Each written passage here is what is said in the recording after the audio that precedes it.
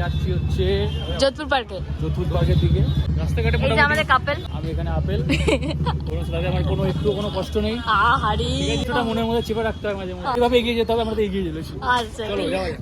Hello বন্ধুরা, কেমন আছো সবাই? আশা করি সবাই ভালো আছো। আমিও কিন্তু খুব ভালো আছি। তো সবাইকে প্রথমেই জানাই শুভ শারদীয়া প্রীতি এবং শুভেচ্ছা। সবাই পুজোতে অনেক মজা করো, অনেক ভালো করে ঘোরো, সবার পুজোটা যেন খুব ভালো কাটে। তো আজকে হচ্ছে পঞ্চমী, তো সবাইকে জানাই শুভ মহাপঞ্চমী। তো আজকে আমি আমার কলেজে সব বন্ধুদের সাথে একসঙ্গে বেরিয়ে পড়েছিলাম প্যান্ডেল হপিং করার জন্য। তো আজকে আমরা বেরিয়ে প্রথমে গেছিলাম হচ্ছে তারাতলা, ওখান থেকে যোধপুর পার্ক, তারপর একডালিয়া, সিংহি পার্ক, হিন্দুস্তান ক্লাব। প্রত্যেকটা ঠাকুর আমরা দেখেছি। তাও তো এবছরে আমার পুজো অনেকটা লেট করে মনে হয় স্টার্ট হয়েছে অলরেডি। এখন তো সবাই মহালয়ার পরের দিন থেকেই বেরিয়ে যায়। তার মধ্যে রাস্তার মধ্যে যা ভিড়, সামান্য একডালিয়া থেকে সিংহি পার্ক যাচ্ছি, মাঝখানে জাস্ট ক্রসিং এর ভিড়টা দেখি মারাত্মক ক্রাউড। কিন্তু বাঙালিদের মধ্যে কিন্তু এই ভিড়, তার সাথে এই রাতে জেগে ঠাকুর দেখার এই মজাটাই কিন্তু আলাদাই।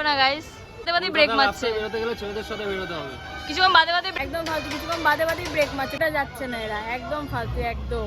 তো এখন আমরা যাচ্ছি হচ্ছে হিন্দুস্তান ক্লাবে। আর প্যান্ডেলটা জাস্ট দেখো কি অপূর্ব না? আর ঠাকুরটাও কিন্তু অসাধারণ।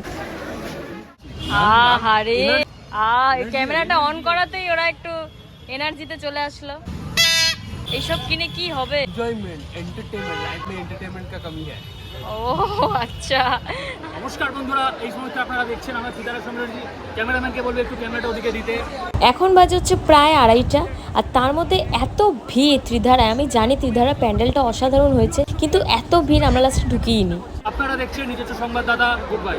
আর এদিকে এটার অবস্থা দেখো, হঠাৎ করে সাধারণ মানুষ থেকে রিপোর্টারে পরিণত হয়ে গেল। আজও অসম্ভব ভিড়ের মধ্যে আমরা একজন দর্শনার্থীকে পেয়ে গেছি। জিজ্ঞেস করবো আপনার এক্সপিরিয়েন্স একটু বলুন। এখানে ঢোকা মানে নিজের প্রাণ নিয়ে বেরিয়ে আসে।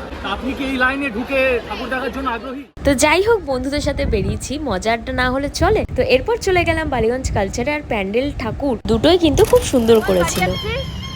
খুব মজা। খারাপ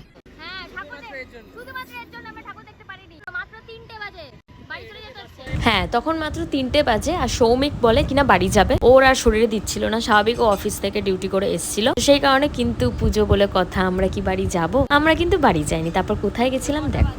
তো ওখান থেকে আমরা সবাই চলে গেছিলাম শুভদীপদের বাড়িতে, যেহেতু একসাথে বসে সবাই মিলে আড্ডা মারবো, কারণ আবার কবে বেরোবো একসাথে কোনো ঠিক নেই। সেই কারণে গেছিলাম হচ্ছে ওর বাড়িতে। মানেই নাইট আউট, ওই জন্য বাড়িতে ঢোকা যাবে না। 6:20 দেখতেই পারছো, পুরো সকাল হয়ে গেছে। হোল নাইট জাগা মানে এটাই মজা যে সকালবেলা বাড়ি ফিরবো। তো এখন আমি বাড়ি ফিরছি। সো কেমন লাগলো ভিডিওটা জানিও। দেখা হবে নতুন একটা ভিডিওতে। টাটা।